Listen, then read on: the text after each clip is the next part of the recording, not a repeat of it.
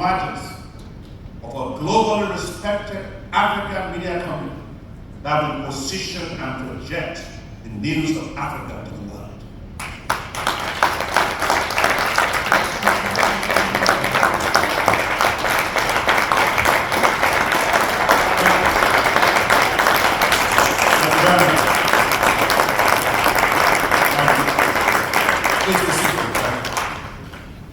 Africa must change its own narrative and not depend on what others think about it or perspectives they prefer to share about it, its achievements and its opportunities.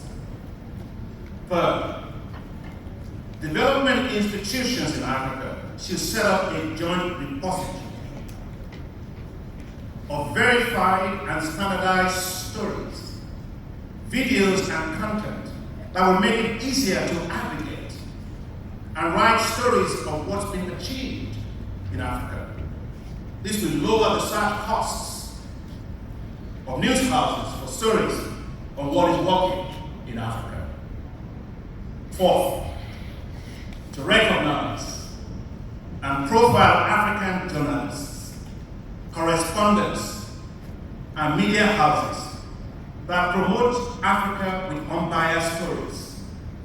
The African Development Bank will work with all African media and African corporates to establish what will now be known as the annual Africa Media Prize. Also by being a catalyst for development and promoting positive news about tangible African accomplishments, achievements, and developments.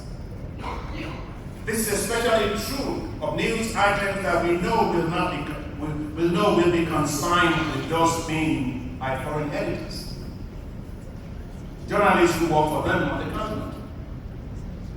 Unfortunately, due to a lack of resources and opportunities, African journalists working as correspondents for foreign news organizations many times only report stories that fit the stereotypes of agencies they work for.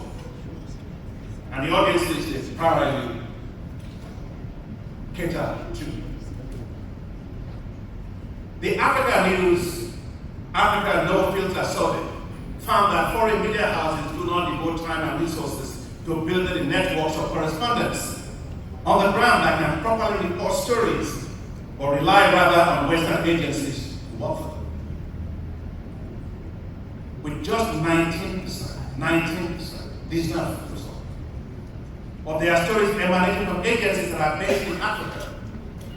Biased reporting on Africa is highly relevant, as the bulk of the stories and reports about the continent are written not by Africans, but by non-Africans.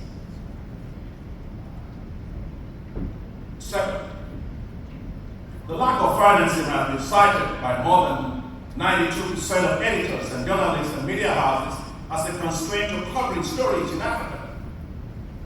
I would like to propose that there is a strategic business case for financial institutions to put significant resources together to finance a credible African media institution to make it have a global footprint. Because development needs about our continent must be properly prioritized and disseminated.